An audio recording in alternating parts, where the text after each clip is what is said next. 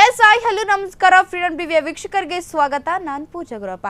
ಸಾಕಷ್ಟು ಸದ್ದು ಮಾಡ್ತಾ ಇದೆ. ಏನಂತ ಹೇಳಿದ್ರೆ ಡಿವೋರ್ಸ್ ಕೇಸು, ಮದುವೆ ಆಗಿರ್ತಾರೆ, ಒಂದು 2-3 ತಿಂಗಳಲ್ಲಿ ಬ್ರೇಕಪ್ ಆಗೋದು, 1 ವರ್ಷ ಆದ್ಮೇಲೆ ಬ್ರೇಕಪ್ ಆಗೋದು ಸಾಕಷ್ಟು ಒಂದು ಟ್ರೆಂಡಿಂಗ್ ಅಲ್ಲಿ ಇದೆ ಅಂತಾನೆ ಹೇಳ್ಬೋದು. ಬ್ರೇಕಪ್ ವಿಷಯಗಳಾಗಿರ್ಬೋದು ಮತ್ತೆ ಡೈವರ್ಸ್ ವಿಷಯಗಳು ಹೆಚ್ಚಿನಾಗಿ ಒಂದು ಟ್ರೆಂಡಿಂಗ್ ಅಲ್ಲಿ ಇದೆ. ಅದೇ ರೀತಿ ಸಂಗೀತ ಮಾಂತ್ರಿಕ AR ರೆಹಮಾನ್ ಪತ್ನಿ ಸಾಯಿರಾ ಬೇರ್ಪಡುವುದಾಗಿ ಸಮೇತ ಘೋಷಣೆ ಆಗಿದೆ ಅಂತ.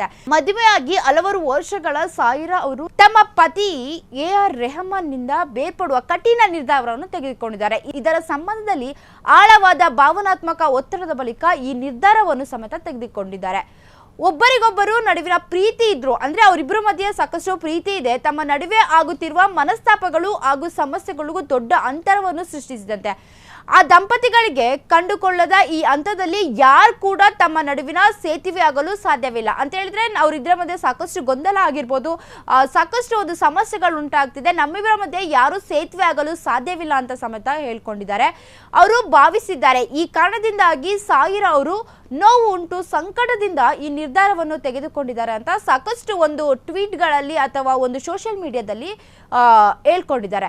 ಈ ಬಗ್ಗೆ ಟ್ವೀಟ್ ಮಾಡಿರುವ ರೆಹಮಾನ್ ರವರು, ನಾವು ಇನ್ನೇನು 30 ವರ್ಷಗಳ ದಾಂಪತ್ಯಕ್ಕೆ ಕಾಲಿಡಬೇಕಾಗಿತ್ತು, ಆದ್ರೆ ಯಾರೂ ಊಹಿಸಲಾಗದ ಅಂತ್ಯ ಸಿಕ್ಕಿದೆ. ಅಂದ್ರೆ ಯಾರು ಇದನ್ನ ಒಂದು ಯೋಚನೆ ಸಮೇತ ಮಾಡಿರಲ್ಲ, ನಾವಿಬ್ರು ಒಂದು ಡೈವರ್ಸ್ ತಗೊಂತಾ ಇದ್ದೀವಿ ಅಂತ ಇವರು ಟ್ವೀಟ್ ಮಾಡಿರೋ ಮೂಲಕ ಇದನ್ನ ಹೇಳ್ಕೊಂಡಿದ್ದಾರೆ.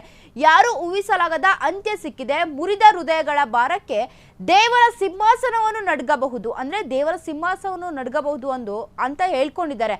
ಆದ್ರೂ ಚೂರಾದ ಸಂಬಂಧಗಳಲ್ಲೂ ನಾವು ಅರ್ಥವನ್ನು ಹುಡುಕುತ್ತಿದ್ದೇವೆ. ಒಡೆದ ತುಣುಕುಗಳು ಮತ್ತೆ ಎಂದಿಗೂ ಒಂದಾಗಲಾರದು. ನಮ್ಮ ಖಾಸಗಿತನಕ್ಕೆ ಗೌರವಿಸಿದ ಗೆಳೆಯರಿಗೆ ಎಂದಿಗೂ ಧನ್ಯವಾದಗಳು ಅಂತ ರೆಹಮಾನ್ ಸಮೇತ ಟ್ವೀಟ್ ಕೂಡ ಮಾಡಿದ್ದಾರೆ. ಇದೊಂದು ಡೈವರ್ಸ್ ವಿಷಯಗಳು ಸಾಕಷ್ಟು ಟ್ರೆಂಡಿಂಗ್ ಅಲ್ಲಿದೆ. ಅದರಲ್ಲಿ ರೆಹಮಾನ್ ಅವ್ರದ್ದು ಒಂದಾಗಿದೆ. ಅವರೇ ಸಮೇತ ನಿನ್ನೆ ರಾತ್ರಿ 10 ಗಂಟೆಯಲ್ಲಿ ಒಂದು ಟ್ವೀಟ್ ಮಾಡಿದ್ದಾರೆ. ಏನಂತ ಹೇಳಿದ್ರೆ ಇನ್ನೇನು 30 ವರ್ಷಕ್ಕೆ ಕಾಲಿಡಬೇಕಿತ್ತು, 30 ವರ್ಷ ದಾಂಪತ್ಯಕ್ಕೆ ಜೀವನಕ್ಕೆ ಕಾಲಿಡಬೇಕಂತ ಅನ್ಕೊಂಡಿದ್ದು ಯಾರು ಸಮೇತ ಊಹಿಸಿರ್ಲಿಲ್ಲ ನಾವು ಈ ತರ ಒಂದು ಡೈವರ್ಸ್ ವಿಷಯ ಬರುತ್ತೆ ಅಂತ ಹೇಳಿ.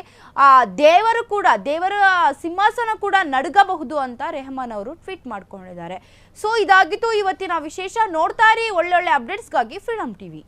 ಕ್ಷಣ ಕ್ಷಣದ ಸುದ್ದಿಗಳಿಗಾಗಿ ಫ್ರೀಡಮ್ ಟಿವಿ ಸಬ್ಸ್ಕ್ರೈಬ್ ಮಾಡಿ, ಲೈಕ್ ಮಾಡಿ ಹಾಗೂ ಫಾಲೋ ಮಾಡಿ. ಹೊಸ ಸುದ್ದಿಗಳ ನೋಟಿಫಿಕೇಶನ್ಗಾಗಿ ಬೆಲ್ ಐಕಾನ್ ಮೇಲೆ ಕ್ಲಿಕ್ ಮಾಡಿ.